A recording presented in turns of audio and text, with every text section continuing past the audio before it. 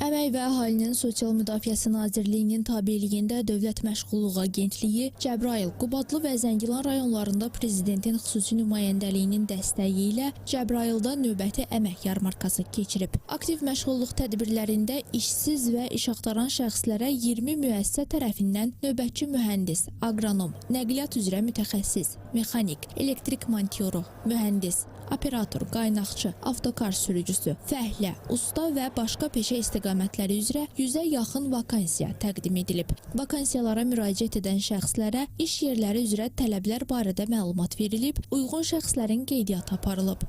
Gəldim yarmarkaya, sağ olsunlar, burada təşkil eləyiblər, təmirçi usta kimi müraciət elədim. Bir ay olar ki, bura köçmüşük. Həqiqətən çox xoşbəxtəm ana vətənimizə qayıtdığımız üçün.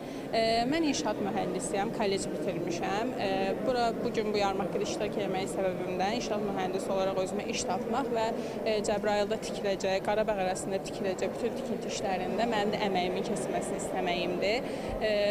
Şirkətlərə müraciət elədim, böyük ehtimal əlaqə saxlayacaqlar, ətraflı maraqlandılar. Tədbirdə agentliyin Qarabağ Peşə Hazırlığı Mərkəzi də öz stendi ilə iştirak edib. İşsiz və iş axtaran şəxslərə mərkəzdə təşkil edilən peşə kursları. Bu kurslara cəlb edilmək üçün müraciət qaydaları barədə məlumat verilib. Bugünkü əmək yarmarkamızda 20 işə götürən iştirak edir. Onlardan 13-ü özəl, 7-si isə dövlət qurumlarıdır. Vakansiyalarda minimum əmək haqqı 450, maksimum əmək haqqı 2400 manat təşkil edir. Biz əmək yarmarkası ilə bərabər daimi işə götürənlərlə dərin masaların təşkili, birgə maliyyələşmə proqramları, özü məşğulluq proqramları, peşə hazırlıq kurslarının təşkili və bu istiqamətdə mütəmadi olaraq biz tədbirlər həyata keçiririk və bu tədbirlər artıq silsilə şəklini alıb. Qeyd edək ki, ötən dövrdə Dövlət Məşğulluq Agentliyi işğaldan azad edilən ərazilərdə 36 əmək yarmarkası, bir peşə yarmarkası keçirib.